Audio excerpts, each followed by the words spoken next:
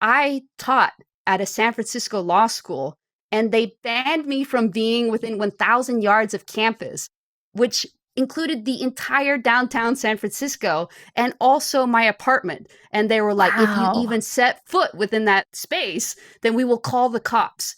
And I thought, how is this a reasonable reaction to what I have done? Right. All I have done is told the truth.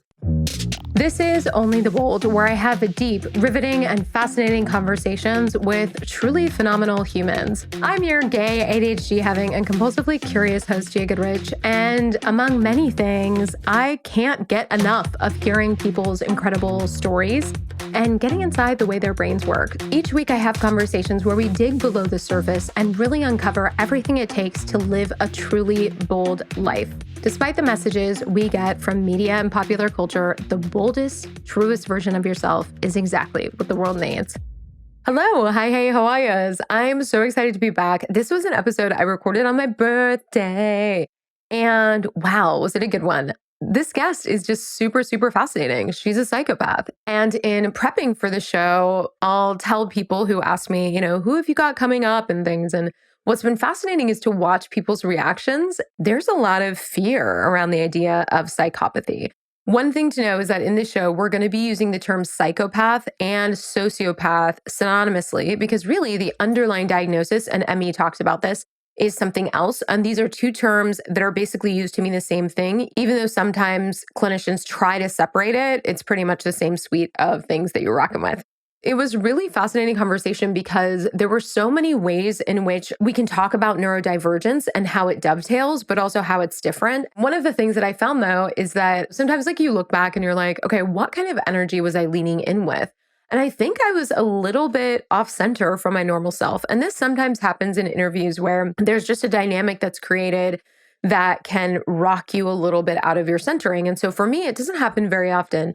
And I was thinking why it happened. And I think it's because I really wanted to make sure that I was approaching things with a really fair and empathetic lens and really seeing things for how they are instead of the sensationalized version. However, it's interesting because I think for me, it ended up manifesting as almost this kind of thirsty energy, almost kind of this very subtle, almost gamifying thing where it's I know this person probably isn't going to be able to care about me or my connection. What can I do to make this interview the best ever? And it's just so funny because I don't really like the idea of interviews in general. I like the idea of having a conversation, having the kind of reciprocity and flow that comes with it. And with these conversations, what I love is that they're always so different, and that's what makes them magical. It was interesting catching myself sliding a little bit more into this shape-shifty perspective, which has definitely been a part of my story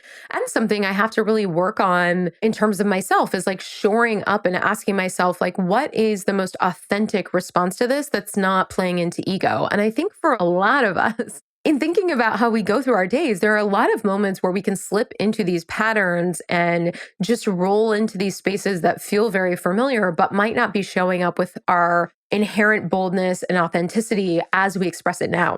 And because it doesn't happen to me very often, I was having this kind of meta awareness, especially after the episode. And I'm curious if you even pick up on it, because I'm just going to air it out for myself regardless. But yeah, it was really fascinating to catch myself wanting to be liked, which I think we all do, but just showing up a little bit extra with that energy. So all of that said, this was a super fascinating interview. There were so many twists and turns and just the whole way that ME talks about you are going to love this. And also, I think it's going to help reframe your idea of psychopathy, because I know so many of us have this very clear idea that really only comes from media or news headlines. And I think in this process of really trying to live into our boldness, truest version of ourselves, it's pretty hard to do that if you were sitting in judgment. The question that I've definitely asked myself is, how can I create space for everybody's experiences whilst holding people accountable for whatever that is, but really try to do so in a way without judgment. And so I'm curious for you as you listen to this episode, if you have any judgment flags that flare up and how you deal with that. And if you notice those and what kind of a reaction that brings to you. So as always, I would love, love, love if this episode resonates with you to, share it with a friend, screenshot it, share it on your stories, whatever, because it helps us so much with getting this podcast out into the world. And, in case it wasn't obvious, I just fucking love you. Let's roll into the episode. Today's guest is a deeply fascinating human. She is publicly known under the pseudonym M.E. Thomas, and she's a diagnosed psychopath. You heard me right. Her diagnosis puts her in the company of serial killers and some of the most fascinating characters in media and popular culture. Yet, let me assure you, she hasn't killed anyone. But, she's wanted to. She's the author of the polarizing book, Confessions of a Sociopath, A Life Spent Hiding in Plain Sight. In it, she shares openly about what it's like to be in her mind, one free from empathy, guilt, or remorse.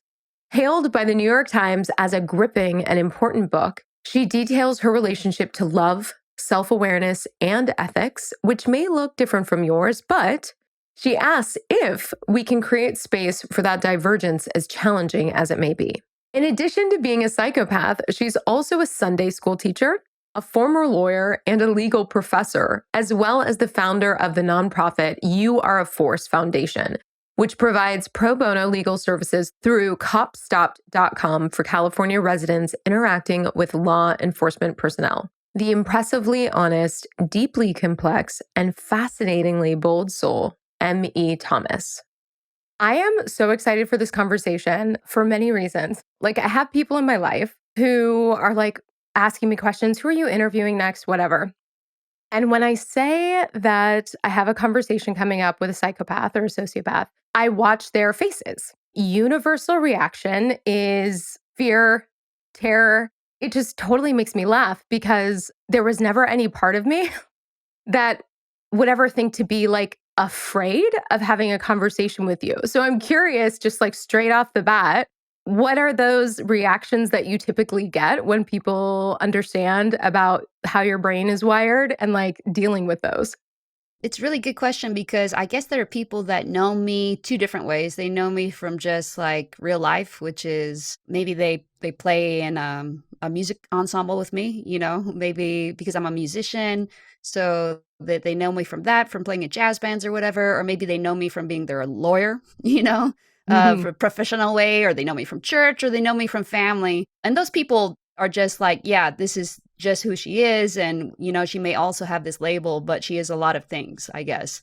And then there are the other people, I guess, that know me mostly through the book for whatever reason, and they treat me so differently. It kind of reminds me, and this is kind of an interesting topic, and I hesitate to tread here, but there was just so I went to a lot of lunchtime talks when I went to law school, and one of them was for the Black Law Students Association, BALSA. And they had a bunch of different African-American attorneys, judges, whoever else come in. And I was listening to this woman who, to me, who grew up in Southern California and had mostly Filipino and Latino were the minorities that I was exposed to in high school, right? Those were kind of the predominant minorities. And so this woman was talking about how, growing up African-American. And I was like, this woman has blue eyes. She has white hair. She's 80 years old. And I was like, what is she talking about? And I was just so clueless because I just kind of didn't even consider, that this person could be African American, but of course she was, right? And she talked a little bit about that, about passing and her ability to pass.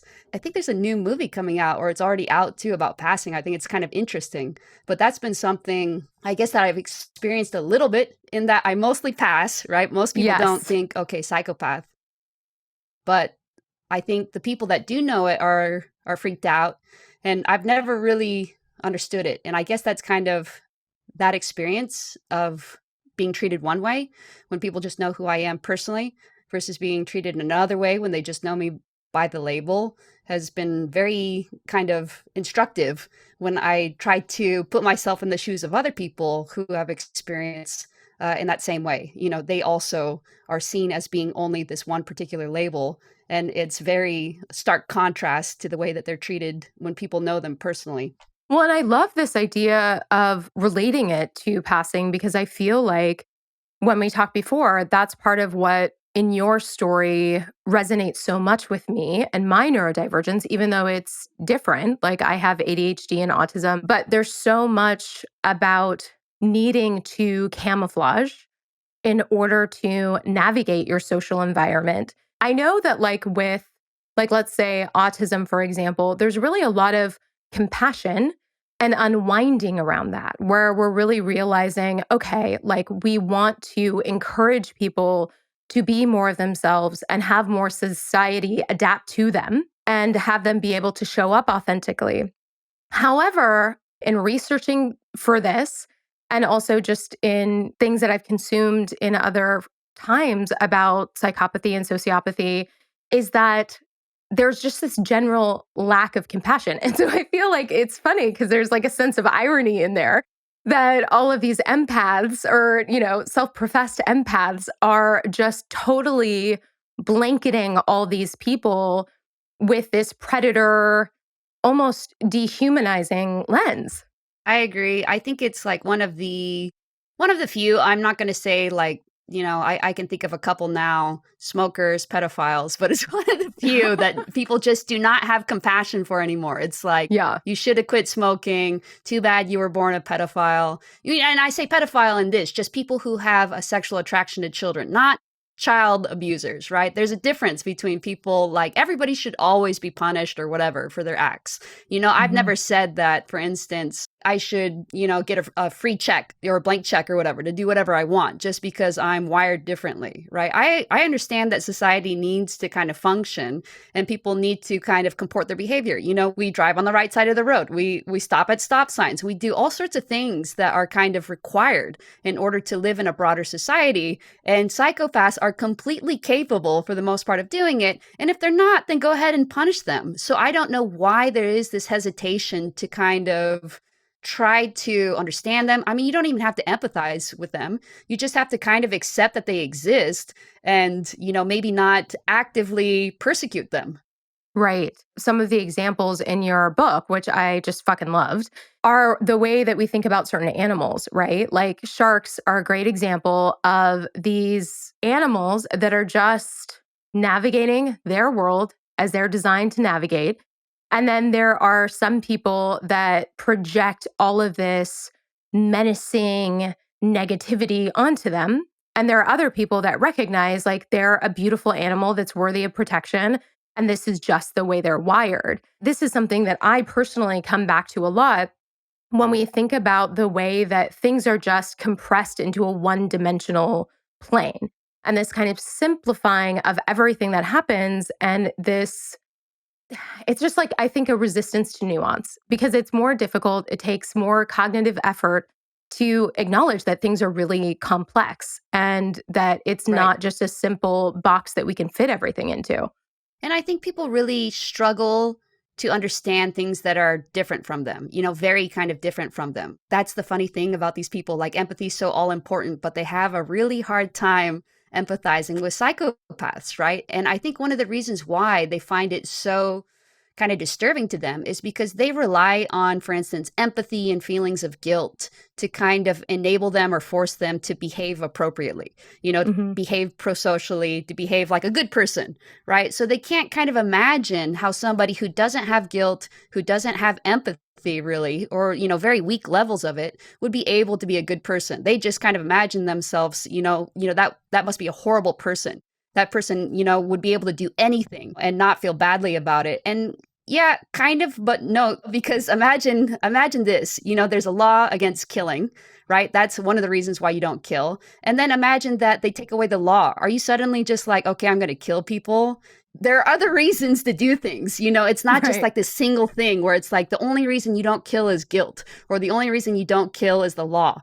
There's also just why would somebody kill somebody? There's ethics, there's logic, there's wanting to be pro-social. Like you don't have to have this emotional kind of sense. Another good example is this. Let's say you're religious, right? You're religious and it says thou shalt not kill, and then one day you have a crisis of faith, you drop the religion. Now you're going to start killing just because that was a reason why you weren't doing anything, your religious faith, and you drop that religious faith. It's just a free-for-all.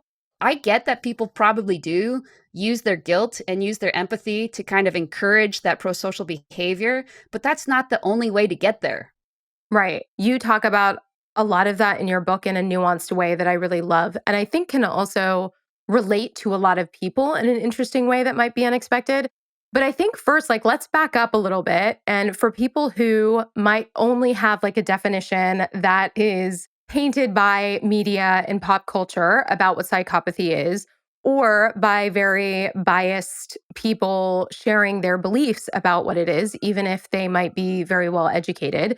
Like, let's imagine the full range of human emotion and behavior is like 24 box of crayons. What are the crayons that you are rocking with that might be different from other people? So I think that the best way to conceptualize it, and then I'll get to kind of the traits, because it's actually mostly defined by a set of whatever 13, whatever traits. But I think the overarching explanation for it is it's a type of personality disorder.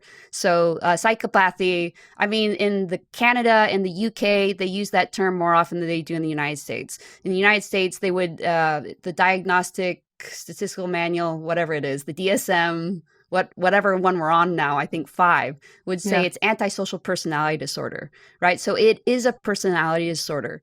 And it has everything basically in common with the rest of the personality disorders, which is that there's some weakness or flaw in the way that this person's identity and kind of self-concept has developed, right?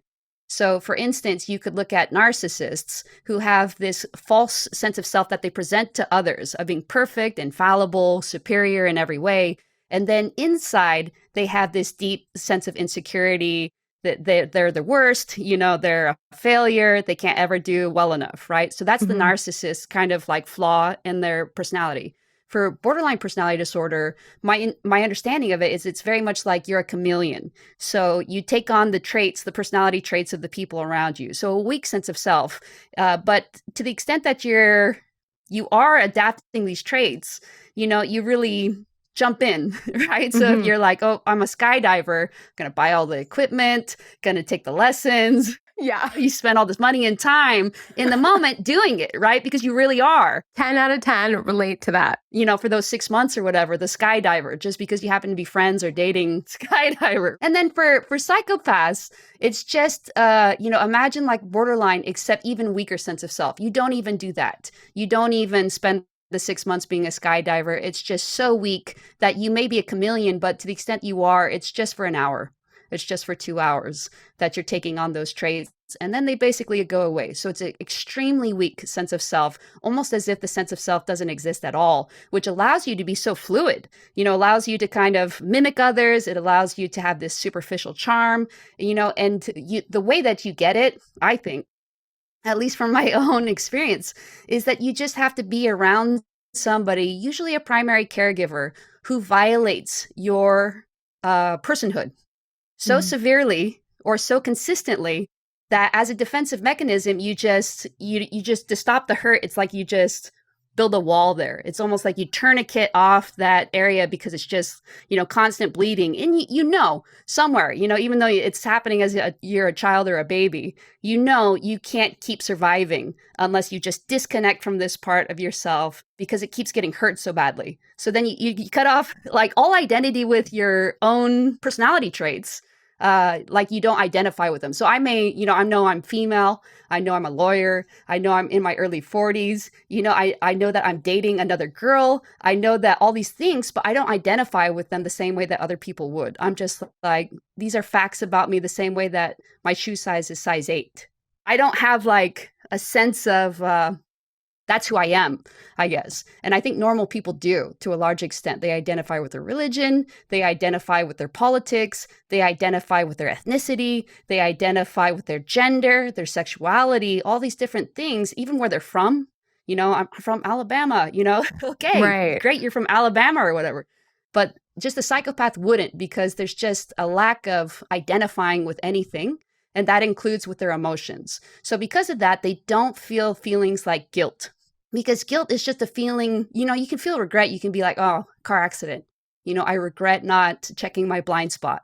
You can feel regret, but guilt is kind of like more contextual emotion where you think, I have violated my own self-values, my own personal values I have violated, and that's why I feel guilt. But if you don't have like necessarily like a own set of personal values where you're like, I'm an honest person, that's why I tell the truth. If you think I'm an honest person, that's why I tell the truth, and then you tell a lie, you'll feel guilt, right? Because you've violated that personal belief about yourself. Yes, that self-betrayal. Yes, but if you don't have those personal beliefs about yourself, then you don't have that self-betrayal, you don't feel the guilt. So, I mean, people think, oh, it's terrible, psychopaths don't feel guilt, but they also don't feel like almost anything. So, Well, including like anxiety, fear, some of those things, right? That make it really yes, great to be bomb diffusers and to be surgeons and lawyers because you're not encumbered by all of this imposter, worried about what other people are thinking, all of that stuff that I think a lot of us don't realize are like really legitimately holds us back. Like a lot of the talks I do are on this idea of the imposter syndrome. So many people experience these imposter feelings. And there's a part of me that is just like, loves the idea of imagining how I would be able to show up if I literally was able to give zero fucks, not just intellectually, but also physiologically. Like how much yes. influence, power, like just charm, whatever would emerge from me would be, I think, in a way, so much more powerful than the version that kind of drips out in spite of or through all these boulders of imposter feelings and questioning all these different things, how people are going to react, the enmeshment of it all and codependency, all those good time feelings. Absolutely. Sense of self is a double-edged sword. It's for sure. I forget now what the title of this book is. It's like The Burden of Self or something. I didn't read the book, but somebody was telling me about it. I saw that title and I thought, yeah, I get it because I do see other people. Yeah. So for instance, insecurity is a really good one because I don't feel insecure, not because I think that I'm necessarily great or the best. I just don't have that emotional attachment to who I am. So that I think that's where insecurity comes from. You're so emotionally attached Yeah, to the way that you're perceived, to whether you succeeded or failed that day. And if you just had no right. emotional attachment, if it was just kind of like the same level of attachment that you had when, I don't know, like you bought a pair of shoes and like there's a hole torn through it and you're like, oh, that's a bummer, but I'll just buy a new pair of shoes. Right. Well, see, that's really interesting to like go a layer deeper as to what the underlying thread is with that. For example, I have an incredible niece that I just love like nobody's business. In talking to her about her interactions with the world and things like that, I have this built in resilience, right? Like if I'm giving her advice into how to negotiate this or whatever, I can say, in all honesty, like, yeah, you might have this reaction and blah, blah, blah, but I'm not actually experiencing those feelings. And so there is this kind of bravery to my suggestions or my guidance because I'm able to just say, yeah, whatever, in a way that's so much, I guess it is a form of detachment from the shame that she might endure because it's happening to herself versus what I would feel if it was happening to me. I never would have thought of it that way. Yes, it's super interesting. Another good example that people will probably be able to relate to because they have parents and grandparents is how connected your parents are to you. They're all caught up in your business or whatever because they kind of see you as an extension of themselves, and grandparents know. Like I've seen my own parents become grandparents and they kind of don't care what their grandkids do because there's that extra level of detachment. They're not as emotionally invested in it, right? Right. And so they're just able to be like, wherever you get into college is fine. Whereas, Right. at the child level, it's like, hold it, what? You didn't get into X school? Just a lot of pressure. Right. And it makes them so much better at that role of like parenting because they aren't seeing everything as a reflection of themselves. That's so interesting. The way in which this, disorder is definitely framed, even the idea that it is a disorder is inferring that there's a deficit. There's like a right way that a brain should be formed, and this is not aligned with that. And that's, when you look at neurodivergence in any capacity, that's the very similar framework that it's like you're missing whatever chip that ideally a typical brain would have, blah, blah, blah. And not really looking at things through just a variance model, that variance is something that is inherent to our world and that it's necessary and it's advantageous that we aren't all wired and built the same way. So for you, I guess, what are the deep misconceptions that are applied to you based on this model of deficit disorder that comes up for you? I guess, a few of them, the more outrageous ones are, that I'm more likely to murder people than other people. Yeah, that seems like a big one. Yeah, it's a pretty common one. I don't know if it's the Hollywood or whatever. I've had people give me statistics and say, yeah, of course you're more likely to be violent.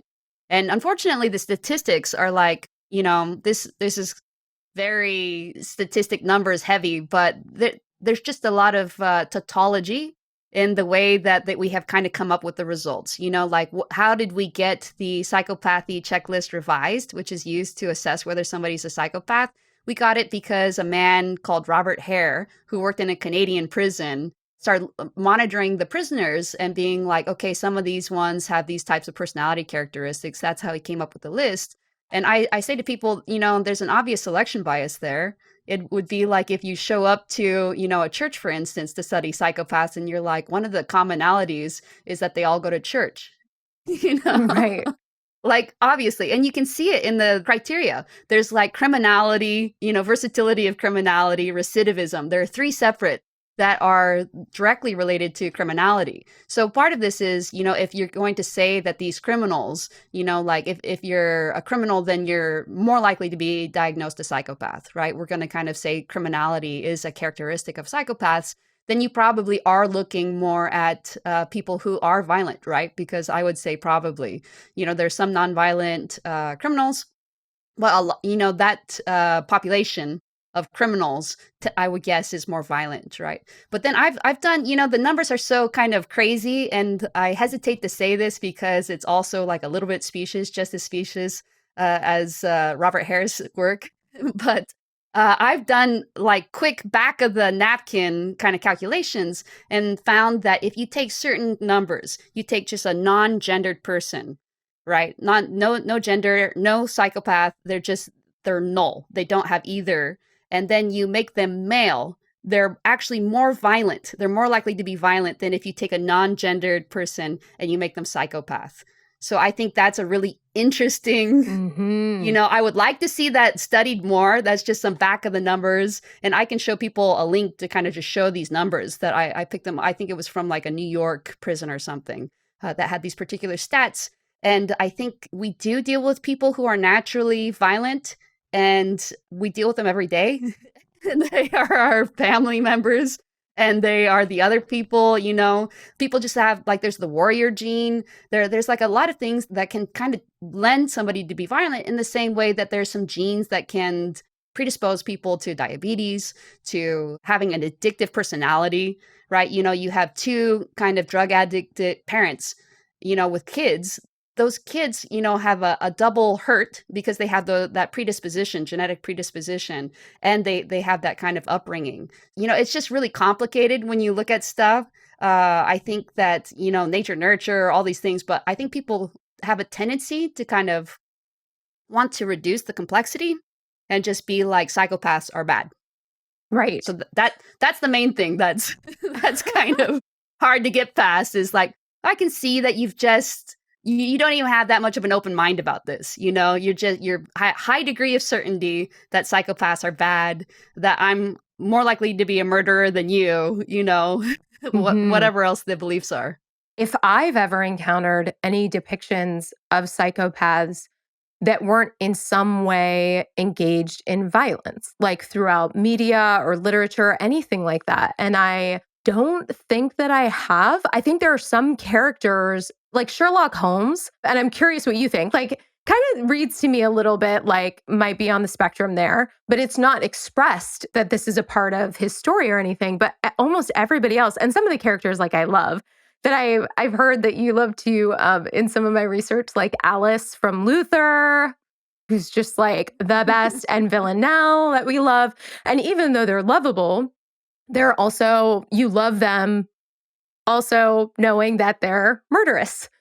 Can you think of any? Like, because I think about representation is such a fundamental part of how we know we belong in the world, whether or not we feel validated, and definitely shapes culturally our beliefs about people. Just knowing that our brains just by default have an other equals scary bias.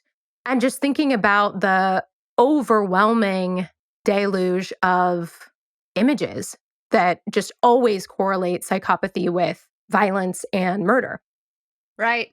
So I think actually the BBC Sherlock, at least, is a self-described. I think he calls himself a high-functioning sociopath. Oh, okay. Okay, cool. Yes. Yeah, so that is a good example, I guess, because it does seem like he was written with that in mind. I do think Villanelle from Killing Eve is a good example too. And you just imagine, like, you think, oh, she's murderous, but she's really just working for an organization as a hired assassin. You could very easily imagine her working for like the CIA, or whatever the British version is, or some other version of that, and doing well, or she could be a sniper. For instance, I have met Army Ranger sniper, right, who's psychopathic. And you imagine, I mean, I didn't ask his kill count or something, but you imagine that is just a good fit. He has to he has to pull the trigger, be able to pull the trigger on these high value kind of targets that, just kill this one person, and it's just going to make it a lot safer for the rest of, the fellow soldiers. And if he doesn't pull the trigger, when it's confirmed that this is a kill, then it is more dangerous for his fellow soldiers. So just that kind of, to be able to rely on somebody to just perform their job. Now, whether you disagree with the importance of the job or not, I guess, is like whatever, but just they are capable of performing that job. And if you can imagine that there is, I forget who it is, I think it's James Fallon, says there's just a certain amount of dirty work in this world that kind of needs to be done. And they're just very capable of performing the dirty work. Or is it Dutton? I think it's him. Yeah. Yeah. Because he's super fascinating as a neuroscientist who then at 60 something finds out via brain scans that he's also a psychopath, and then having that confirmed anecdotally, like throughout his relationships, I think is really interesting as an example of somebody who is out there and is just like, yeah, I was able to negotiate in a pro-social way and contribute to society and all of these things, whilst also feeling no guilt or remorse, or sometimes just being callous in the face of somebody else's emotions, blah, blah, blah. So this is a little like tangential, but I was talking to my uncle this morning because I wanted just some confirmation around my biological father. My uncle is lovely, inherently biased. So like we did not really get anywhere with anything. I love you, Uncle Roy. You're fucking amazing. But I was just asking because, of course, I can't diagnose anybody, whatever. But I've just always had this inkling that my biological father is rocking with some of this wiring. And it took me a long time as a kid to understand that I don't doubt that he loves me. However, I feel like his love is different than a lot of other people's. Once I really started to understand, and at least this is the way I framed it for myself, which may or may not be accurate, is that I feel like he's not really capable of an unselfish, altruistic love, right? That instead, his love is always run through this filter of how it feels to him, how it impacts him, and all of these things. And once I was able to really understand that for myself, that like this is a physiological barrier that has no reflection on me. And I don't have an expectation, because as soon as I had that framing for myself, I released to this idea that like he's willfully choosing not to show up this way, and that it means something about me or our dynamic or his amount of love for me. And it just allowed me to come to peace and to terms with the fact that we all have a max capacity. If somebody is given 100%, but their 100% looks like somebody else's 10%, how could you fault that person when they're giving max capacity? And that we all have these different areas where we may have more or less capacity. And just that I, like in the way that I want to be loved and accepted for the way that my brain works, how could I not also love and accept the way that his brain works? So I'm curious what you think about that, because I feel like this idea of love comes up a lot in relationship to the idea of psychopathy. And there's a very famous psychologist named Dr. Ramani that I'm sure you've encountered online in some capacity. Oh my gosh. She's like, if you Google narcissism, she's on top of it. She's just like the one who is always, making content, whatever. And I'm sure she's a lovely human. I was watching this thing that was like a masterclass on sociopaths and psychopaths. She says, and I quote, every relationship is going to be menacing, malevolent, exploitative, and they are terrifying relationships. And I'm just like, I have lots of feelings about it. So I'm curious what your what your take on all of it is. Well, so first of all, I don't want to suggest that that people don't have their choices, right? Absolutely. If you don't want a psychopath in your life for whatever reason, you are free to opt for that. I don't think that psychopaths necessarily deserve to be in a relationship. So I don't mean to kind of suggest that, because I heard a quote, I thought it was very poignant, that love may be unconditional, but relationships aren't. And I think that is true. Even if somebody loves you at 100% their capacity, if that's not enough for you, or you don't like the way that you experience that love, then I'm like, yeah, leave, obviously. Like there's no obligation for people to stay in a relationship in which, you can respect their neurodiversity, whatever else. But if that's not your ish, then I feel like you have like absolutely every right. But I do think they are still people. They're still human beings. They still deserve that, acknowledgement, acceptance, respect, however you want to kind of limit those interactions with them. So that, that's kind of a number one. The number two is, I think probably the same way we kind of talked about self as like a good overarching way to explain like what happened with psychopaths that made them different than the rest of the people. I think it's really important to talk about outcome versus process orientation, because you kind of talked about your dad seeing everything through this lens of what does it get him. And so we would call that very outcome oriented, right? And psychopaths are basically, I'm like close to 100% outcome oriented. And the reason why goes back again to that sense of self, because most people, again, you ask yourself, should I lie or tell the truth in this situation? Most people would do some sort of kind of self-expression in that. And they would say, I'm an honest person, so I will tell the truth, right? But if you do not have a self-concept, you cannot self-express, right? Unless by accident, I guess. You cannot base your choices and say, I'm just going to be who I am, because there is nothing there.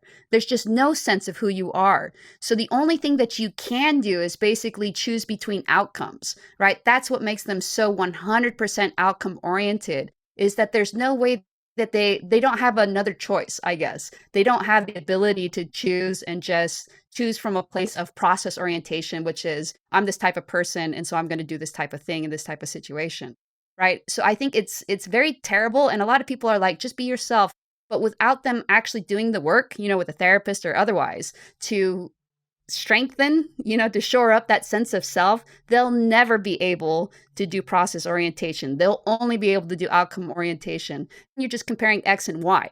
You don't even think about it in terms of telling the truth or lying. You're like zero emotionally connected to that. You're just choosing, what outcome do I want? But I think, it is possible to switch the process orientation, but you do have to do it. And it reminds me, I just read this about penguins, is that they do what's called a catastrophic molting, right? Catastrophic molting is that they hold on to all their feathers until another feather replaces it. And it's the same thing with psychopaths. You can't just tell them, hey, you have to be process oriented, see me as a person and treat me as a person, not as an outcome, right? There has to be something that replaces it. And that something, at least for psychopaths, is this sense of self, where they're able to choose based on self-expression. And only until they actually see themselves as a person and identify, hey, I'm a person, I'm a human being, are they able to see other people that way too?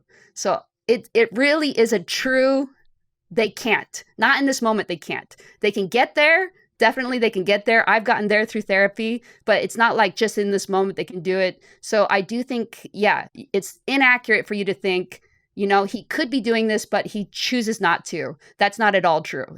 He couldn't. Right. I'm curious about your own evolution, because one of the things that you talk about is the idea of the playground stage versus where you are now. And I think that would be, I think it would be interesting to really talk through what that is and how that can transform. In my cursory research, a lot of clinicians seem to hint that there is no hope, that once you are operating this way, there's no chance to develop these skills. And I know you're somebody who has actually demonstrated this ability to grow and see things in a different way. And not that you're like an entirely different person, but between your actions and this sort of development of self, I don't even know the best way to frame it, because the phrase that's coming to my mind is like light at the end of the tunnel. But I think even that infers that like there's this optimal place to get to that is externally oriented. I don't know that I fully believe that. Yeah. So first, these people who say that there's no help for psychopaths, I think that's trash. I think that's bum. No. To me, that's like saying you get in like a Lamborghini or something and you're like, this is undrivable because you don't know how to drive it. Right. You know, it just reminds me as a musician, it's like somebody's like, oh, this saxophone's unplayable. And then you get a professional over there playing it and it sounds fine. You know, it is true that no one seems to be trained to do therapy for psychopaths. And I have heard many stories about people being turned down. You know, they went to a therapist and then when they said, I think I might be a psychopath, the therapist said, I will not. So that is a thing. That's 100% a discriminatory thing. But again, I'm like, I guess if the therapist thinks they're incompetent, it's better for you to find out sooner rather than later, right? I mean, there's no real evidence to suggest that psychopaths can't be treated. So I think that's really terrible. It's like poorly sourced. It's mostly a myth. You know, I think it's based on like one or two. They made some attempts to treat people through a specific means, and those means failed. And then they're like, therefore, they can't be treated.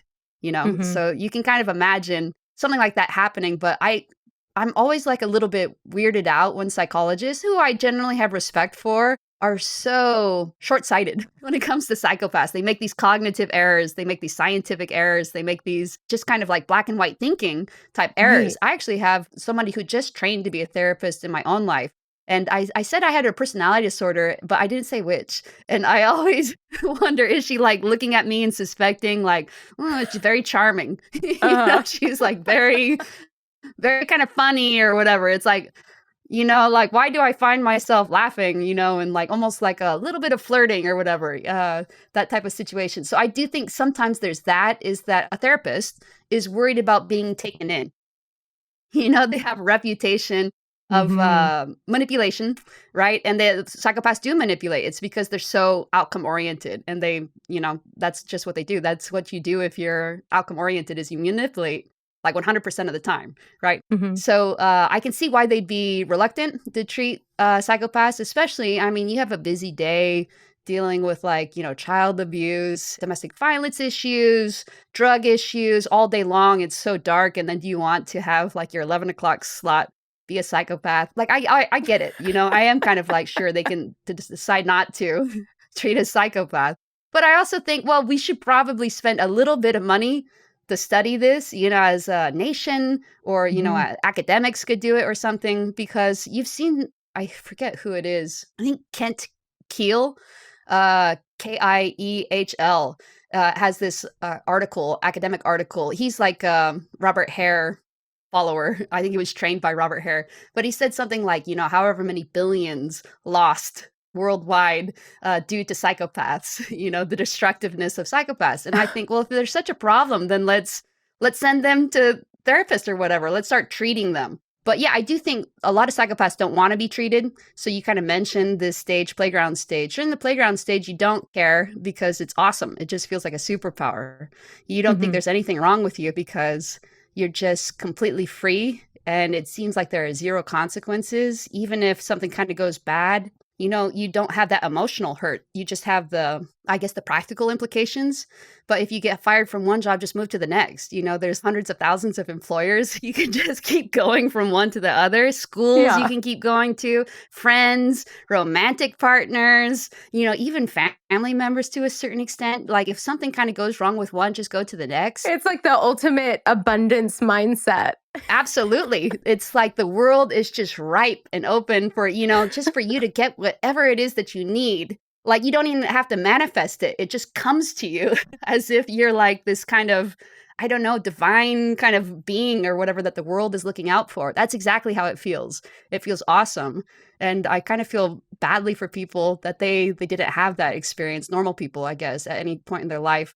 I don't know how woo you are, but I definitely in my own life have seen manifestation stuff happen where it's like whether or not you feel like it's due to your reticular activating system and suddenly your brain is more looking for these opportunities because you're intentionally aligning your focus, whether or not you believe it's like spiritual angels or whatever, that I've definitely seen when you set your intention and you believe that something will happen, that those things tend to happen.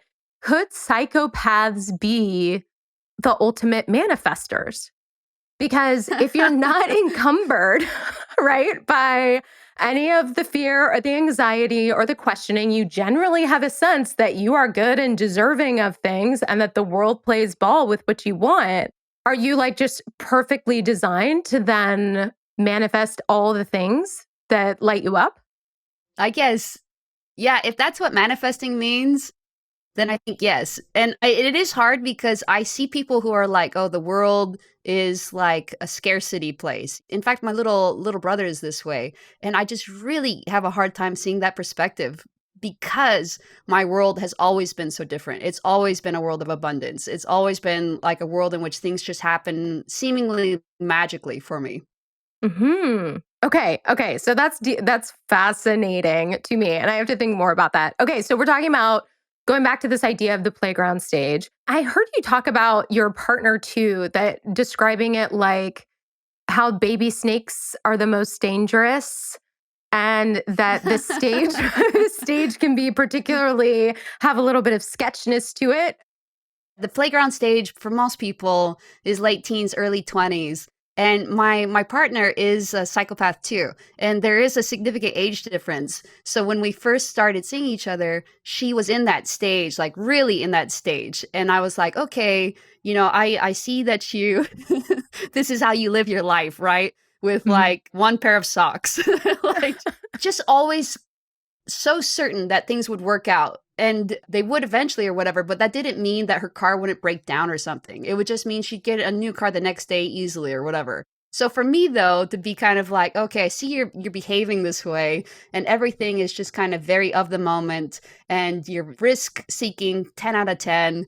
And yes, that's what I kind of mean, and too in a relationship, she would have a hard time remembering me. Mm. She would even say I'd go to pick her up from the airport and she'd be like, "Can you describe what you're wearing so I will be sure to recognize you?" Or like, "What does your car look like again?" or Wow. whatever. And she said it's because she couldn't remember me. I'm like, "Just look up a photo." Like, like you don't need me to describe this.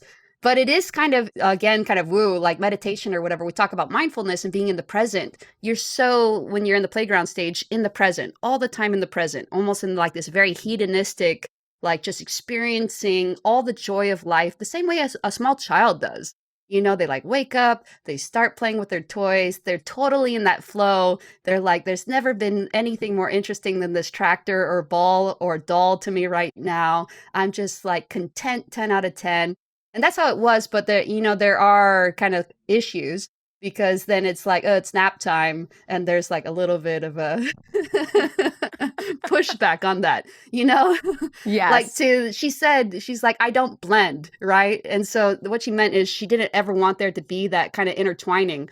I was like, well, it's hard to have a relationship with that. But on the flip side, I had lived that too. So I understood. I didn't take it personally. I was like, I can see that you're having a hard time remembering me right now. Maybe we can try calling each other some other time today or sometime tomorrow. That's really fascinating. And there are so many, not to make everything about me, but there are a lot of really interesting overlaps, I think, when we talk about like ADHD and autism. And I can't remember if it was in your book or if it was somewhere else, but it was referencing the idea of psychopathy being an attention disorder to a certain degree.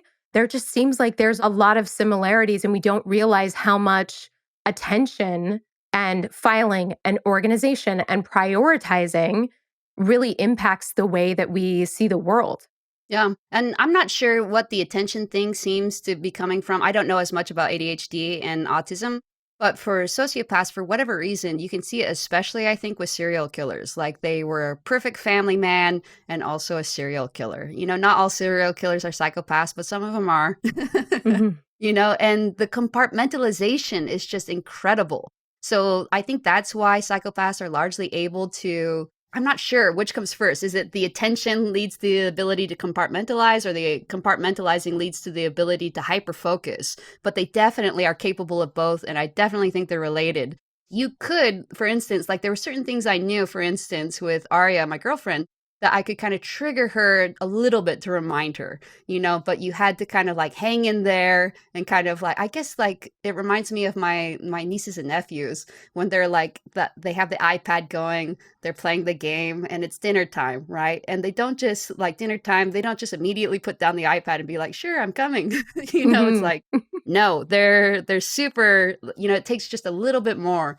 But I do think, yes, if you know these kind of characteristics about people, you're able to kind of predict, then you're able to not take things personally, right? Like with Right. Arya, I'm able to be like, okay, I just need to give her 5 more minutes maybe before we have to go because she's doing this one thing.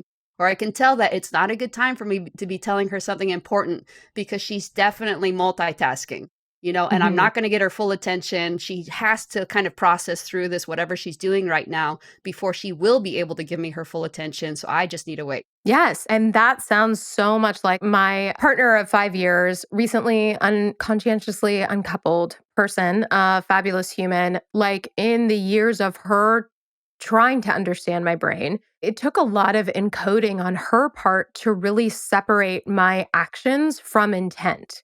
And it seems like in that lens, there's a lot of similarities because she, in her story, would say, hey, if I tell you to do this thing, that like it's so silly. Like it was, can you turn the fan on when you take a shower? And the fan just wasn't in a place that made sense to me. And so my brain wouldn't register it. And so this literally took months for me to have that habit. And I still, the way that I actually ingrained it was not to turn it off at first.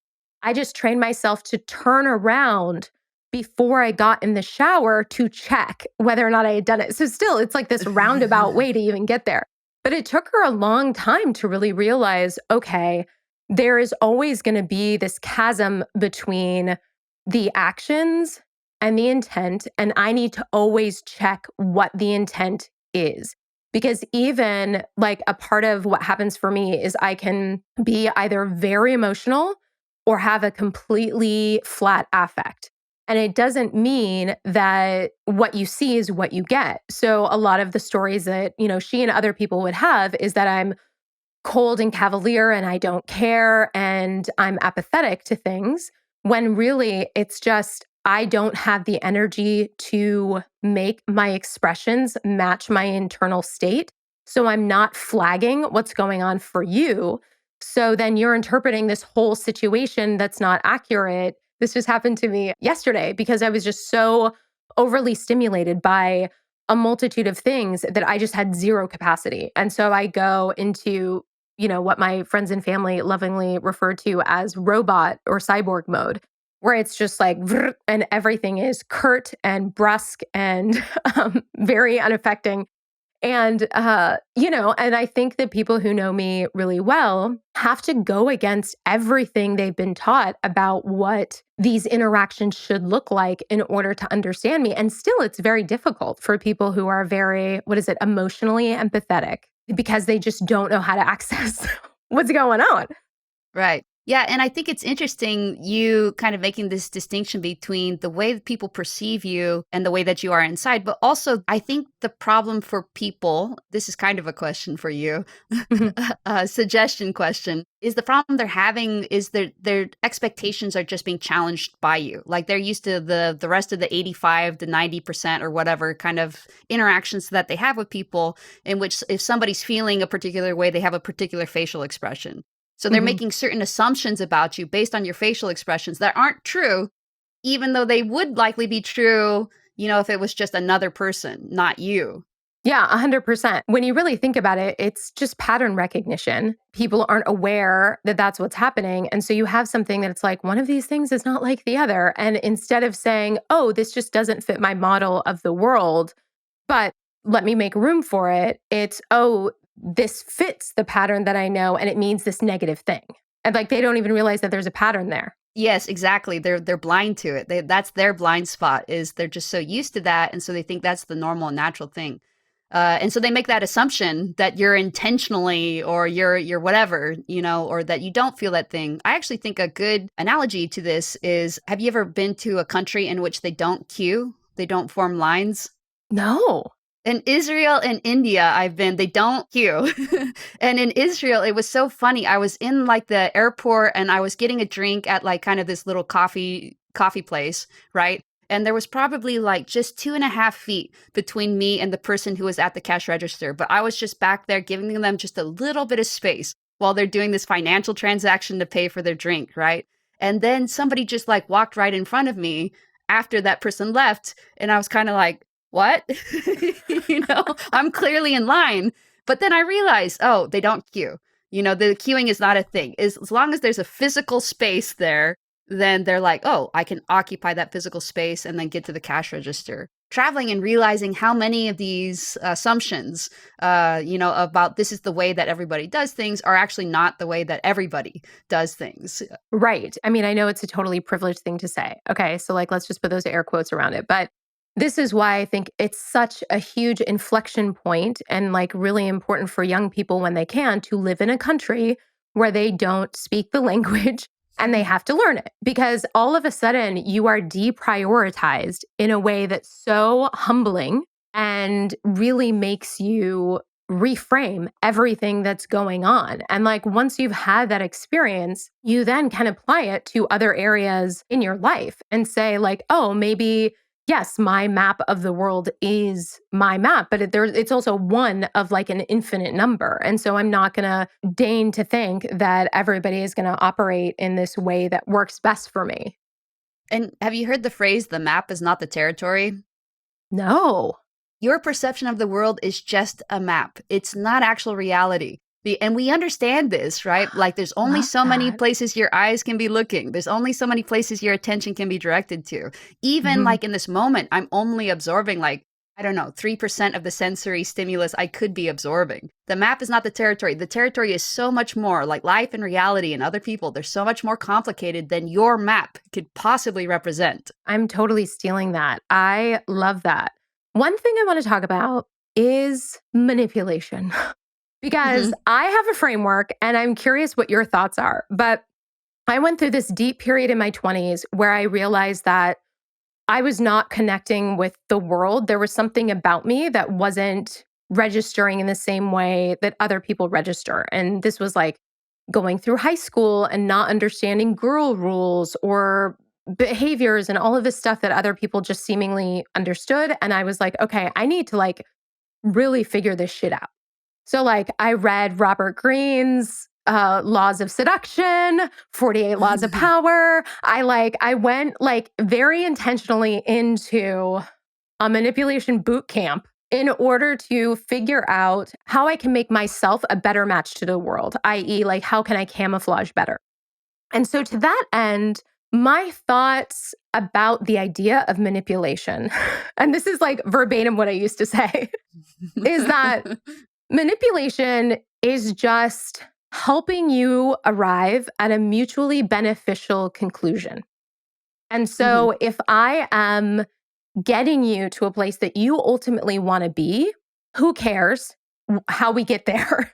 As I say that, I like also am laughing because it sounds like such a self-justification sort of thing. But I think there still really is a part of me that believes that like everybody is fucking manipulating everybody else. And it's just that some people have to, and you can call it manipulation, you can call it camouflaging, you can call it masking. Like all of these names are really synonymous with the same thing, that like I'm trying to forge a connection and move through the world in a way that works. And I'm going to figure out a way to do that.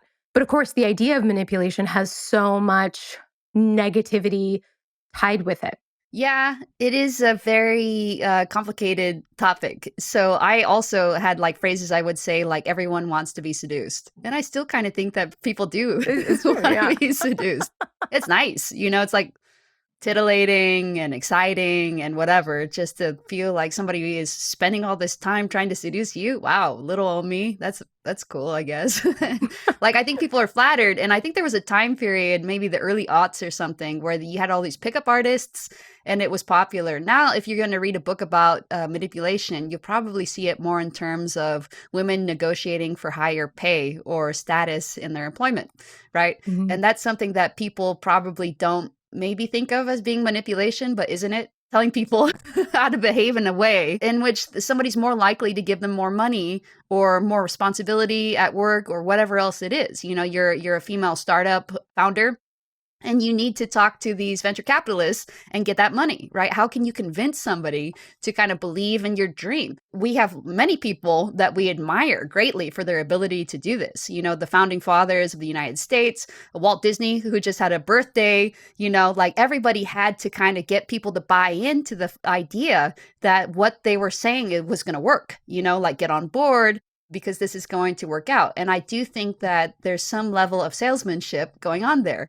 In fact, I had a friend in law school who was like always telling me all these like manipulation tactics, pretty much like the Robert Greene stuff. Yeah. About he was like selling cell phones or something, and he's like, "Oh yeah, I have like the best way to sell them." And they really did seem like surefire ways to sell somebody a cell phone more than they wanted to pay or whatever else.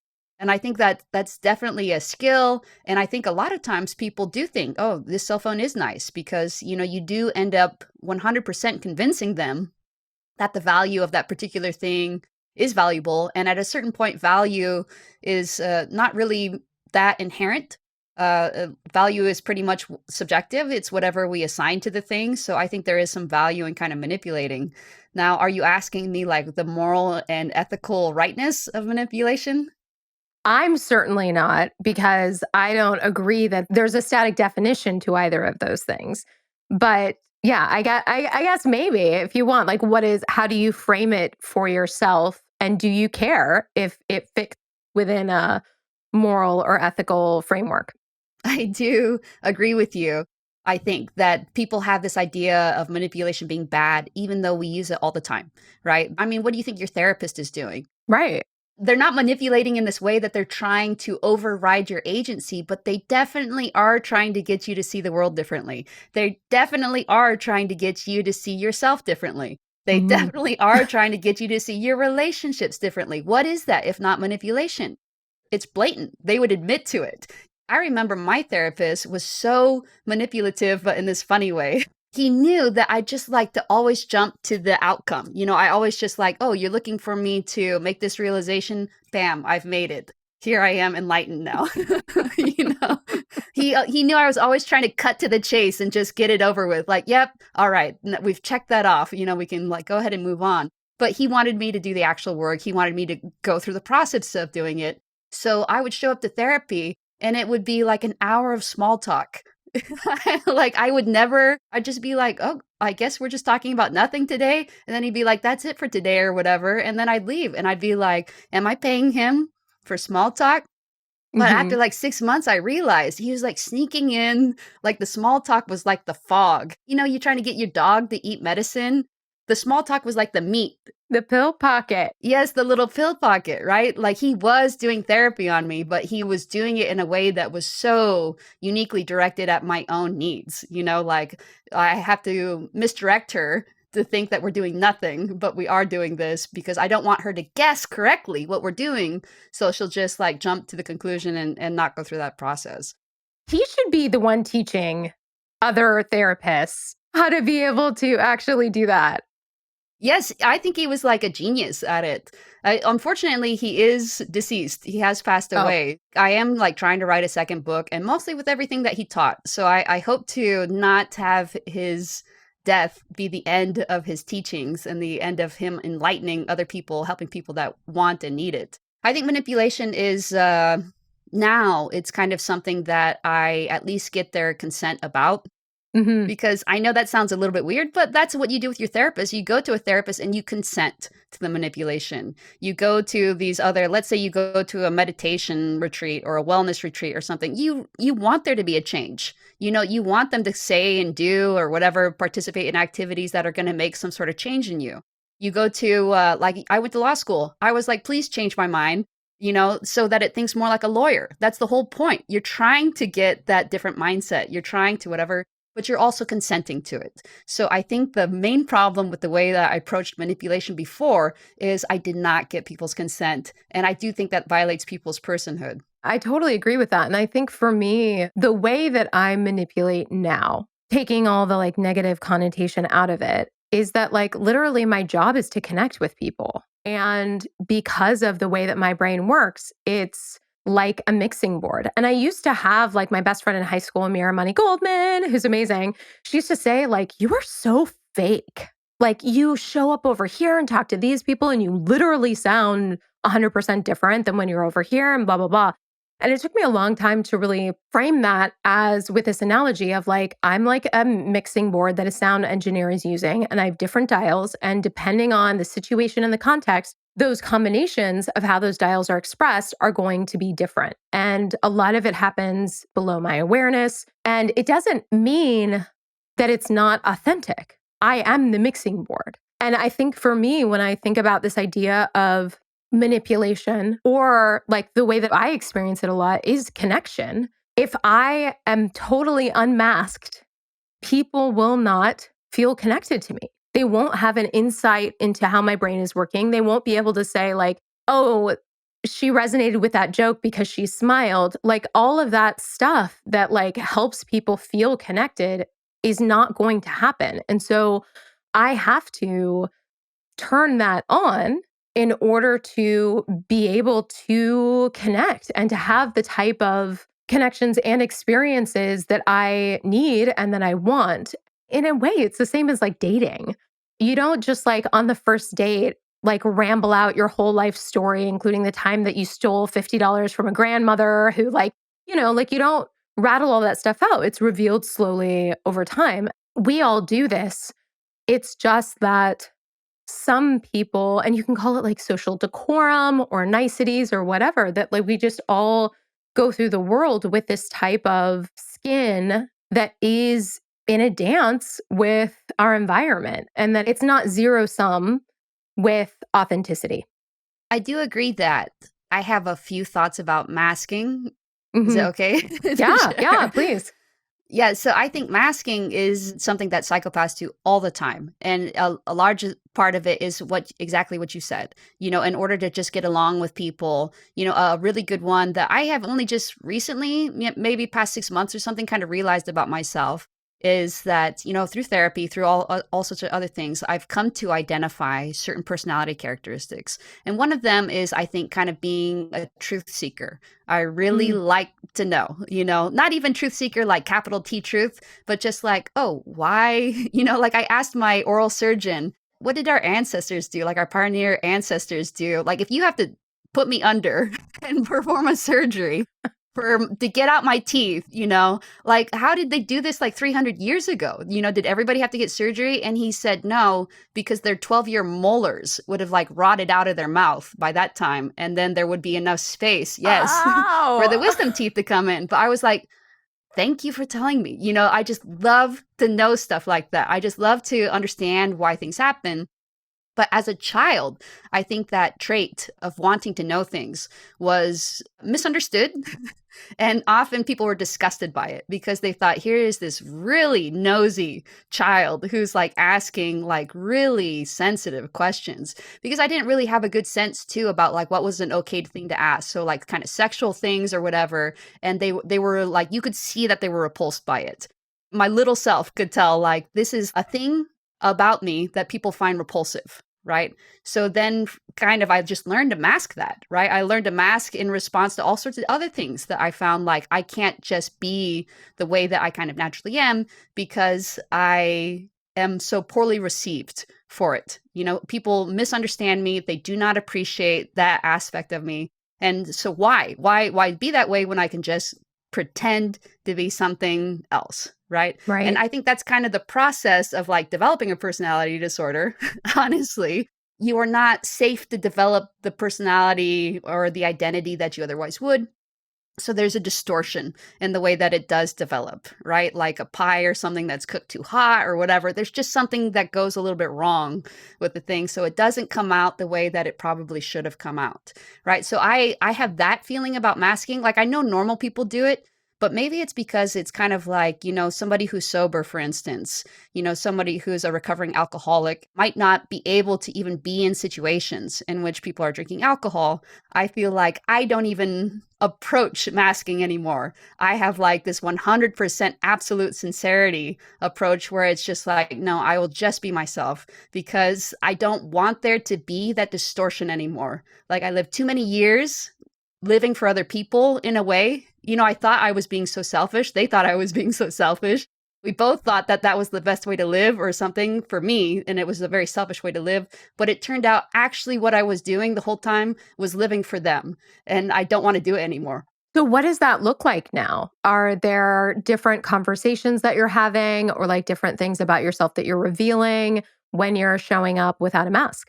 So I have to say, it is a process. It's not like it just kind of didn't happen. I'll give you a couple examples of things that I stopped doing recently. So I was helping a friend. He had this big Christmas party. I was helping him pack up some stuff to take back to the party rental place, right? And I don't know why, but this particular person kind of likes things done in a particular way. So I was like, here, let me look like I'm stacking the chairs in a particular way. I ended up smashing my finger. And I thought, if I hadn't been pretending to help in this like particular way, Yeah.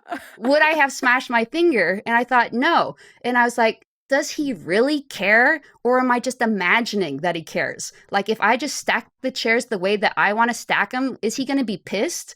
And I thought, no.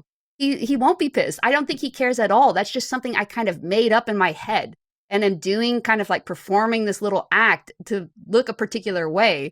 And then I thought, I'm just going to start stacking chairs the way I want to. Another thing is I've just started dressing a little bit differently to church. And I just thought I'm going to dress a little bit more comfortably to church. Like, why am I dressing like this particular way to church if I feel like it's kind of, not an expression of myself? And then I thought, will my family members be upset? So I went to this particular church function that my parents were at. And then I told my mom this and I was like, did you even notice what I'm wearing? Did you even like think, oh, why is she wearing this? And she's like, no, I didn't. And I thought, why in my head do I have this idea that everybody's like, what's the deal with her? Why can't she just blank, And so just little instances in which you think that you have like gotten over it, but it's kind of like just like unearthing all the different behaviors you've done in relationships and your family, and just realizing, just kind of asking yourself, why am I doing this? Am I doing this because I want to? Going back to what you had said earlier, in order to get to this place and really realize the ways in which you're masking, you have to have started to develop this sense of self, right? And be in this conversation with it. Absolutely. That's an interesting place to be because I feel like, there's some kinship there, I think, for myself as well, where it's like, I do have, I guess, a strong sense of self that's very mutable, if that's possible. You know what I mean? I'm very good at performing sense of self. It takes a lot of work to figure out what is your truth, what works for you, in order to see the ways that you are manipulating your environment to fit in or to adhere to people's expectations and things like that. So one thing I want to talk to you about is Dr. Phil. Mm-hmm. You were on Dr. Phil, like what year was it? I don't know, like 2013. So I watched that this morning and I have never wanted to punch somebody in the dick harder than when I watched that episode. It felt very sensationalized. It really upset me, like how much you were being interrupted, how much he was gaslighting you in terms of telling you where you should belong and how this doesn't fit, like just questioning everything. But I'm curious for you, what was that experience like? And is it something that you like as being a part of your story or how you reflect on that?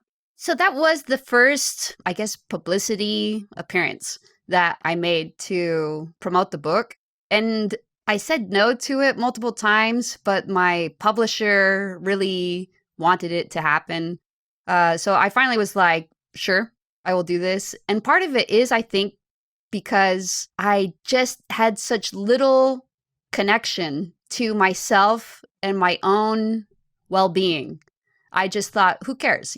Just do whatever. And that like little connection to myself and well being played out in all sorts of other ways too, including I think I exposed myself all the time to unnecessary risks of like violence against women type violence, or sexual assault or sexual harassment violence, just kind of like, in the same way that people might be used to seeing with like abuse victims, right? Where you're like, oh man, why is this person always kind of exposing themselves to these sorts of threats? Why are they Right. always getting in these sorts of relationships? Why are they always participating, in relationships or with the world socially in kind of these types of ways, rather than doing a better job safeguarding themselves from these sorts of threats.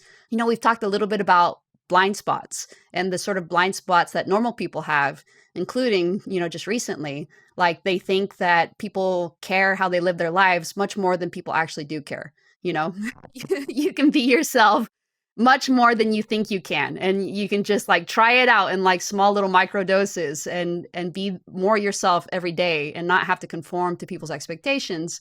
That's your guys' blind spot. For me, my blind spot is, I guess, self-care, because if you don't have like this kind of connection to yourself, you just kind of like put it out there all the time in ways that are damaging. So I don't know if that was the most damaging thing during that time period, but the whole experience of being outed from writing the book was very traumatic.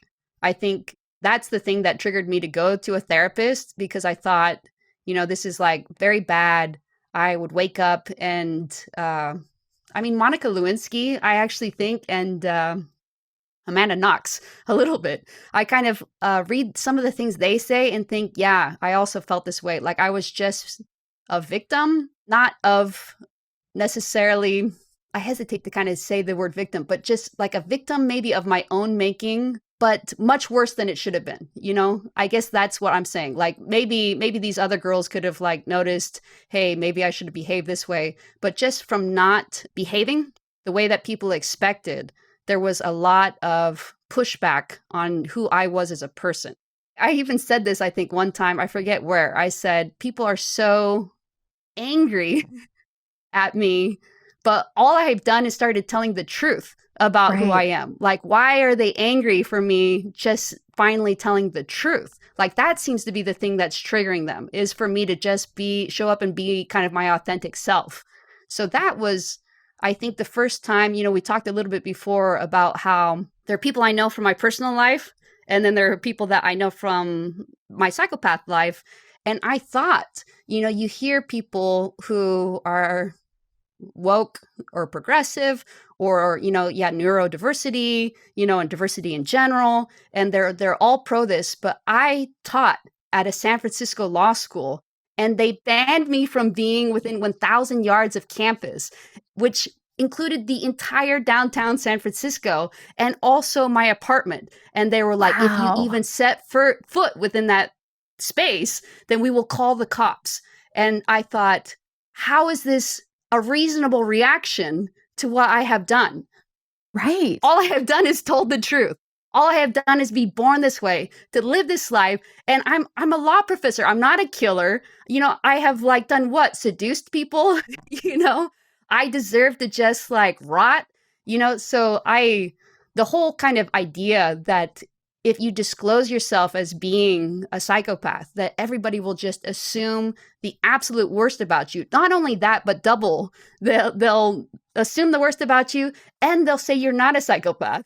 So it's both at the same time. You're terrible because you're a psychopath, and also you're a liar. You're not really a psychopath. You're just like, whatever, fill in the blank, like needy, like. I'm so sorry that that happened. And that's really what I got from watching that, this abuse of power and parading you around as someone to be dissected and misbelieved, and like that type of just deep gaslighting, misogynistic energy that it like made my skin crawl. To me, it kind of ties into all of like the Me Too stuff, where it's like really when we were talking about deep asymmetry and power, and you're this person who has a book, who is sharing your truth at great risk, right? Like at this potential of being exposed and having violence perpetrated on you and everything, then to have this person in a place of so much power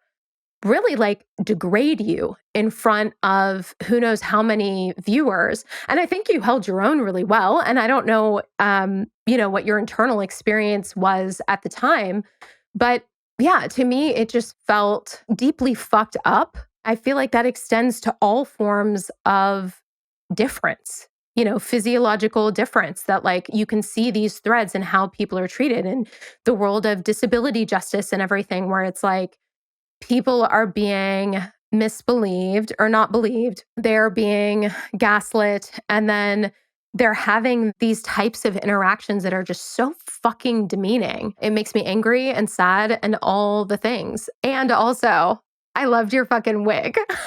Thank you. So at the time I was like, yeah, like disguise me or blur my face. They're like, don't worry, we'll disguise you such that nobody can recognize you. I was like, whatever that means, sure, I don't get it. I mean, I wasn't savvy. I was not savvy at the time. I don't know if I've gotten savvier, but I also think there's a misogyny there. I just read about Elizabeth Holmes's trial. Do you know her, Elizabeth Holmes? The name sounds really familiar, but she's being tried for fraud. She was the founder of Theranos. Yes. I watched the documentary on her. Yes. So somebody was reporting, I think it was Business Insider. It was so trash. It was just like last week or something. And it was like, they said she testified in her own trial. And of course you don't have to testify, right? Fifth Amendment, right against self-incrimination. Often defendants don't have to testify because the burden of proof is on the prosecution, right? And somebody shouldn't have to be forced to to testify against themselves, right? But she does testify, and the Business Insider was like, of course she had to be the center of even this. And I was like, this is trash. This is so trash. What does that mean? Of course she had to be the center of even this. Right. It's such this misogynistic thing of like attention seeking.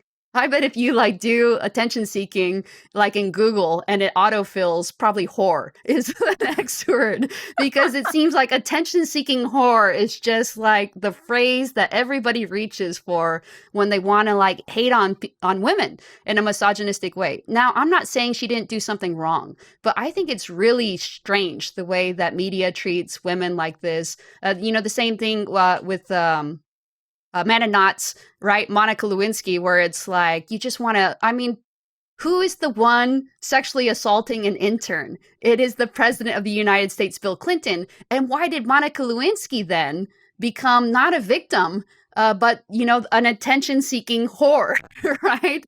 It's like so terrible to me. I also think it's interesting if you look kind of at some of the other people who are psychopaths and talk openly about it. Like, for instance, Jim Fallon. Like, why is he not fired? Why is he allowed to keep teaching if psychopaths are such a risk of threat of like violence and whatever else? It's so funny because I see people's reactions to it and they'll be like, oh, that's so interesting. And then for me, like liar and also dangerous. Yeah, that's such a great point to bring up. Just that thread is such a deep undercurrent through our society for sure. But in just seeing it play out, like with that being such a great example, because he's somebody, you Google psychopath and he pops up and he's doing TED Talks and he's doing all this stuff, showing up as himself. And like, everybody's kind of like, cool, dude, like, this is so amazing. And then you're having to have all of these negative consequences. I don't feel like there's really a different way to explain that other than misogyny. So one thing along these lines, and I'm curious if now in reflection, you think about that experience where you were at in terms of the idea of the playground stage versus where you are now, because one of the threads that they kept pulling on, which is definitely in your book, is this idea of ruining people. From what I hear from you right now, it seems like that idea isn't a part of your world right now. How has that idea changed for you? You read about these people who have don't have a normal sense of smell or taste or something, or they don't have a normal sense of touch or whatever. It's just so deadened. And so they're eating like habanero peppers on Hmm. everything, right? Yeah. Just so they can taste just something, you know? And I think that's what it's like. If you live, like, imagine living a life without self expression, zero self expression.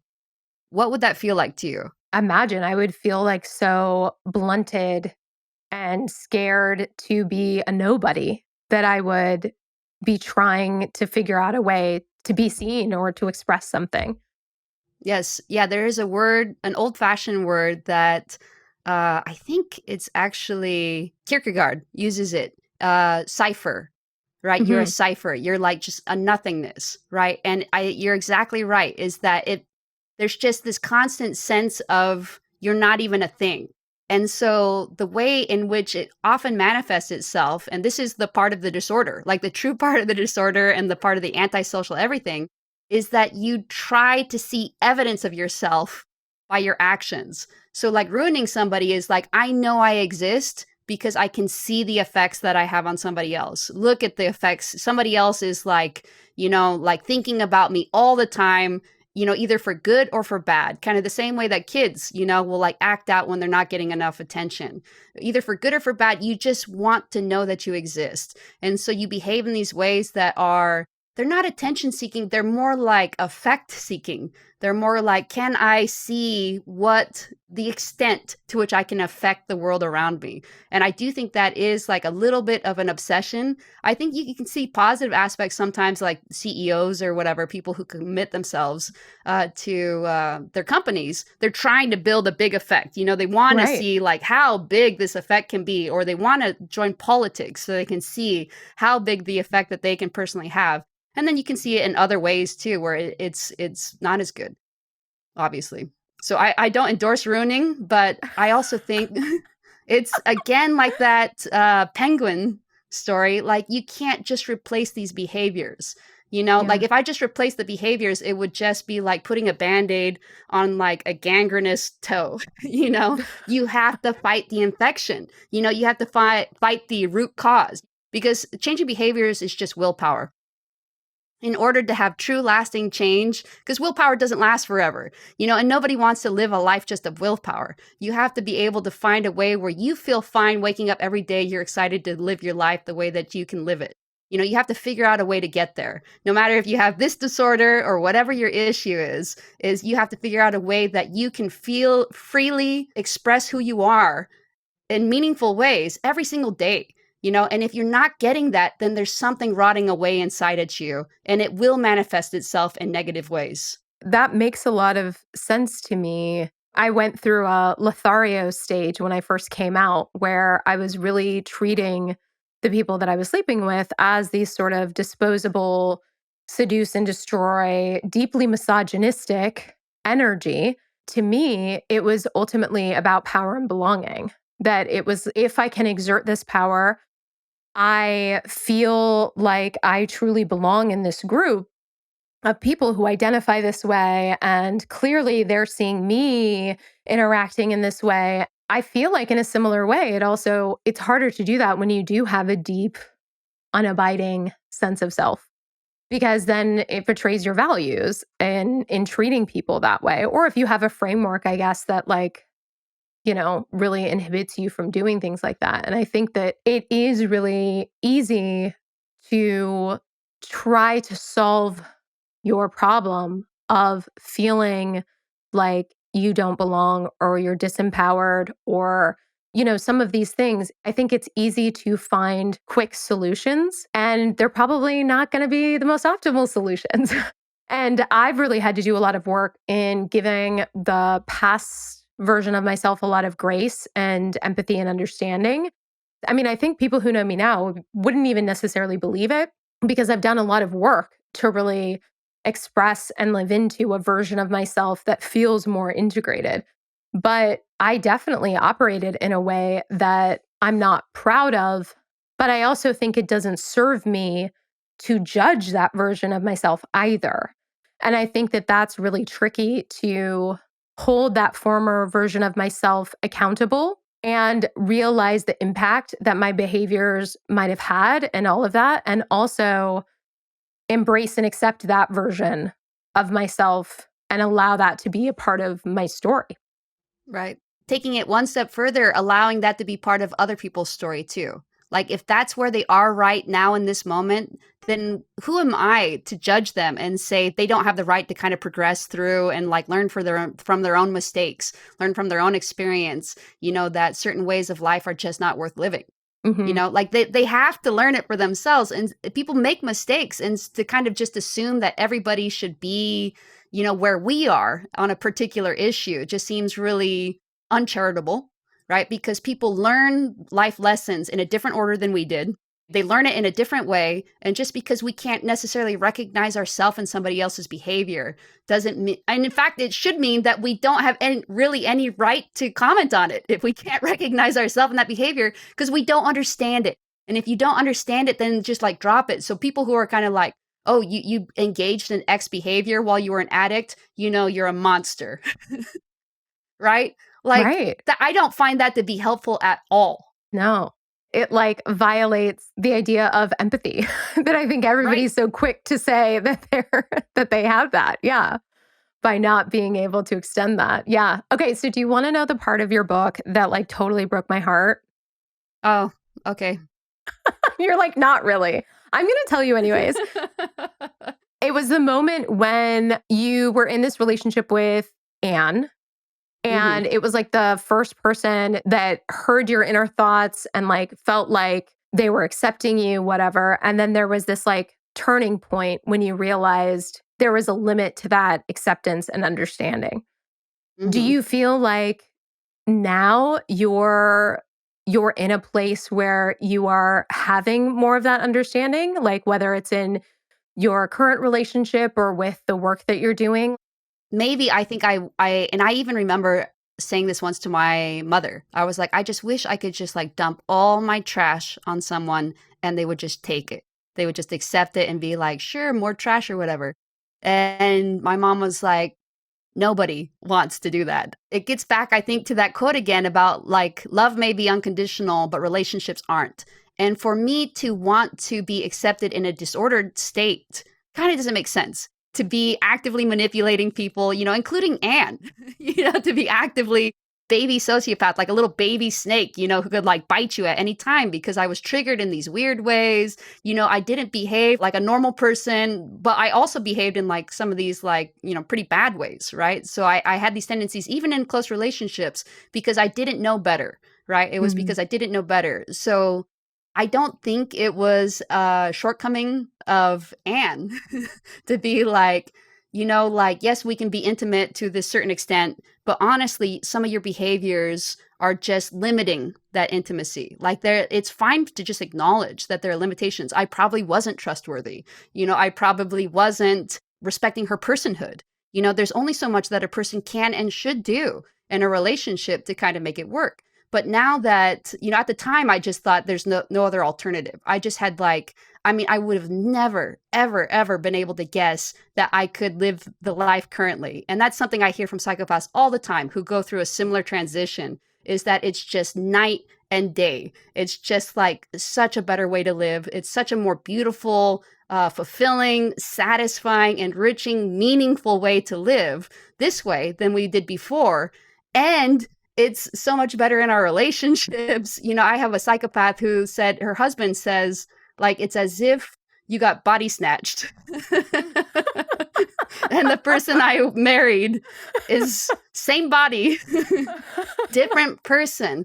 But it's not like this bad thing or that it was forced on me. It's like this like lovely, almost like a butterfly type kind of transition, metamorphosis.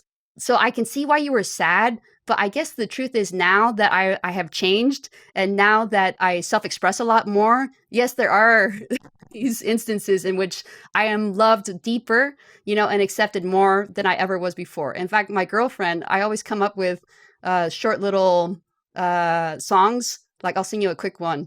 Where's that dude with the pants again? Where's that dude with the pants again? Where's that dude with the pants again? I want to know. And she laughs and she's like, sing me that song again. And And it's not pretending. She just really, just like loves every part of me, even these stupid songs. And so I guess, yeah, the answer is yes, I have reached that place, but it wasn't because I was like, everybody needs to accept me where I am. I myself got to a place where I wanted to be, and then people came to me. And I guess that was like probably the most surprising thing. I love that. Okay, so what's the most beautiful thing about being a psychopath? I think the most beautiful thing about being a psychopath is probably that you just have a different perspective. I think I mentioned in the book, it's like being like seeing in black and white. And you think maybe like, well, who would want to see in black and white? But predators see in black and white. And it's because it's easier to see motion, right? It just gives you a different perspective about what's going on. And have you ever seen that movie, The Artist, the silent film? I don't think so. Yeah, it's a silent film. It was like made, I don't know, like 10 years ago. So modernly, but a silent film. And it talks Mhm. about silent films and the transition to talkies. And the character in it, the protagonist is like, well, who wants to hear people talk? Don't you want to see like the richness of emotions on my face? And you're like, okay, yeah, I could see it. Like a different Yeah. genre is just a different genre, and so to be able to experience that, I just see things differently than other people do. I think it's helped me in academia. I think it's helped me in my job as a lawyer. I can just see things differently. It's actually really advantageous to be in like a 1 to 4% segment of society. I feel like I see stock trades differently than normal people do, and so it just helps a little bit to go against the herd. When everybody's going right, then I go left or something, and it often benefits me just because I'm different. So there is a lot of advantages to just being a little bit different from everybody else. It gives you just a different perspective. In some circumstances, of course, there are drawbacks. I have my own blind spots. Right. 100%. Well, I love that. And that recontextualizing, because I feel like no matter what extenuating circumstances people are rocking with, that idea of ultimate acceptance and reframing it in a way that serves you is a part of that process that really helps you to show up in the most affecting, beautiful, positive, fulfilled way possible. I feel like it's very difficult to do that if you are actively hating yourself or feeling like you're an aberration or there's something wrong with you or you have these deficits. I feel like even though there are always going to be super challenging aspects, being able to honor the parts that are superpowers is really important, and framing it that way. This is also kind of a pitch for my nonprofit, because I think that, when we talk about neurodiversity, it doesn't benefit just the people who experience it. It benefits all of society, because the fact that I'm willing to do certain things that other people are maybe not willing to do, can be an advantage. And so it is, I started a nonprofit, You Are a Force Foundation, which sponsors a pro bono service, copstopped.com, that you could go to. And I just was bothered by the fact that during interactions with the police or law enforcement, so immigration officials as well, we have some really strong constitutional rights in the Fourth Amendment, right against search and seizure, and the Fifth Amendment, right against self-incrimination, including when can police officers stop you? When are you free to leave? What, do you have to consent to do this, or do you have to answer their questions? All these different things where most people don't know the answer. And the cops do know the answer, and they'll exploit it, and they can lie. They can even lie and say you have to do something when you can't, or you don't have to. So they say like you have to consent or something, but it's not true. You don't have to consent. So I thought this is one area in which people have legal rights that are very rarely enforced, and they don't know them. And so it would be a perfect area for them to have legal representation. And I thought, when we get an emergency, a medical emergency, we call 911. What if there was a number we could call when we got in an illegal emergency? And so copstop.com, which is a pro bono, a lot of people are, it's controversial. It's a controversial service to offer. Some people are like, it's anti-cops, or you're going to get people killed or whatever. But I just believe in it. And so my neurodiverse mind is just like, I'm just going to do it. So that's a good example, I think, of me. And whether you agree that it's pro-social or not, the fact that there are people out there just doing different things than you would do, or having different ideas than you have, I think is a plus to society. Yes, the world needs all types. And I think that holding people accountable, like really is, to my mind, it's like, what is the downside of that, right? Like having power have a natural mechanism for being checked seems Yes. inherently like something that needs to exist in the world.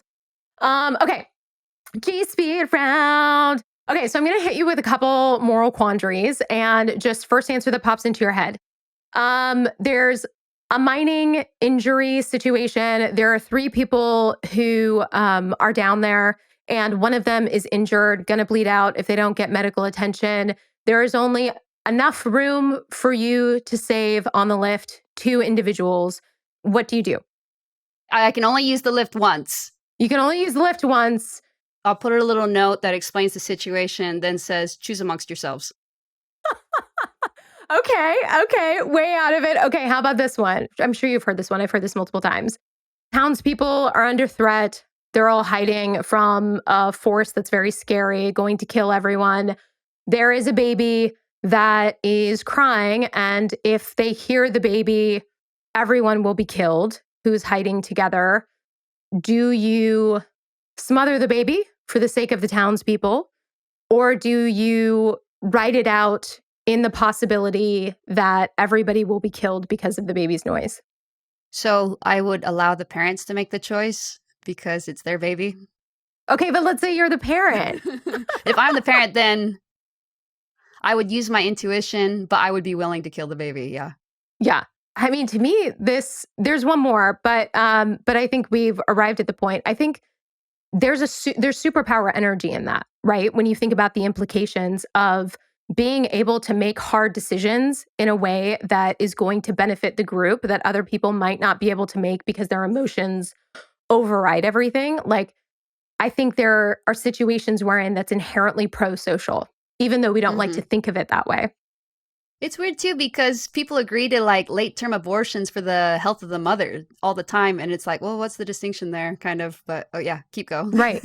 I've had moments where I've thought about that as well, and I would like to believe that I would be strong enough to save everyone and then go on to be able to live a full life, knowing that that happened and I did what needed to be done. But I feel like there's so many sticky moral situations that we navigate or that are posited. There are just so many social pressures to behave a certain way, even if it inherently puts everybody at risk. And I think when we think, for instance, about returning veterans from war, and how they've been regarded, World War II, great, you did a great job. Vietnam, baby killers, and they were just put in the same exact situation where it's like your country called you up to duty, right? And so why are we kind of treating them differently? I think part of that is like your own internal sense of being okay with what you did. And part of it too is like this weird shifting mores of society about, hey, we're going to reassess after the fact and we're going to call you a baby killer. And that must be so kind of disturbing because it's such a hard thing for you to do anyways, to go to war and to shoot at people, Right. And then to kind of disregard that experience and then say, you're a monster. I mean, people are pretty trigger happy calling each other monsters nowadays. I don't like that at all. Okay, so now we'll get into this speedy, can't overthink it thing. What is, and this can be a book, this can be a movie, this can be a piece of music, but what is the most moving or affecting work to you? It's definitely a Schumann symphony, and it's the Adagio movement. I think it's the second symphony, third movement, the Adagio. And it's because it's just like, I used to listen to that over and over again. Even before I was really in touch with my feelings, I could feel it really deeply. So I loved it. Ooh, we'll have to tag that in the show notes. I was also a classically trained musician in my youth. I really had a deep connection to a lot of the Eastern European Russian composers that were like writing in minor. And they were just like the dirges, like those pieces really, like there was an old soul quality of resonance that none of my peers had. Yeah. I like Dostoevsky for that same reason. Yeah. I love Dostoevsky. Brothers Karamazov is my favorite book. Very moving. Yeah, I actually ditched out of that because I was in an existential place in my life, but it's been one of the things that I've wanted to come back to. And I think I was too young to like really intake any of it. Okay, What is the thing when you are like feeling the most wild and free and like fun? If we were a fly on the wall, what would we like catch you doing? Where would we find you? What's that thing for you? Probably playing music, like jazz in the moment, improv. Yeah. Yeah, absolutely. Because you have to be present. Okay. If you could snap your fingers and change the world in one way, what would that be? I guess it would be self empowerment. Everybody would be self empowered. I think a lot of people think problems are from too much self empowerment. People feel too empowered to do whatever they want. I actually think almost all people's bad behaviors come from a lack of self empowerment. They feel Hmm. like they are put upon, so they have to react in a particular way. Yeah, that totally resonates with me. Okay. What is the dorkiest thing about you? Oh, probably that I sleep with like a mouth guard and my teddy bear and baby blanket. I love that. You're so cuddly for for a psychopath. Okay, what does it mean to be bold? Being bold is just not caring what other people think about you. That's probably the main thing. Which is for some of us like a lifelong meditation that we might not ever get out of, but something that we can only like aspire to be. And it feels like in that regard, you have a leg up on all of us.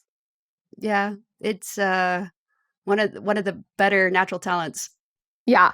Okay. So tell me, lastly, what are you working on? What are you up to? What are you excited about? So yeah, I'm working on that second book, and it's mostly about like how everybody can do better about sense of self. And then I have that nonprofit. I guess I'm just, the name of the nonprofit is You Are a Force, and I just want everyone to have better lives. Well, thank you, Emmy. This was such a wonderful conversation. And I just really appreciate you showing up in the world and the content that you create and just your truth, because I think that that provides, whether people acknowledge it or not, the modeling of that is applicable to everyone. Of really like, what does it look like when you are 100% standing in your truth and sharing what that is? If everybody really did that, the world would be in such a better state. So I just appreciate you so much. And yeah, thank you. Thank you. Now I know what you're thinking. That was a ride. And I'm so glad that I was on it. It was such a fun conversation. And I think really when we sit with this idea of boldness, like what is more bold than having the audacity to truly share who you are and how you're showing up in the world? And also the consequences that might come from that. I mean, this whole idea of like having to have your identity cloaked in some way in order to create in a meaningful way, in order to share your truth is really tough stuff. I just am really glad that Emmy is out there doing it, because any way that we can strengthen our connections to other people by opening our awareness of what our blind spots might be and creating space for their experiences to exist in our world, I think is like fundamentally an amazing thing that really inherently gives us more power as humans. I hope this week is just amazing, that you're stepping into like your boldness, your bravery, and like getting it done, making the moves, sharing the stories, being authentic about your emotions and what comes up for you, all of that stuff. And I will see you next week. Bye.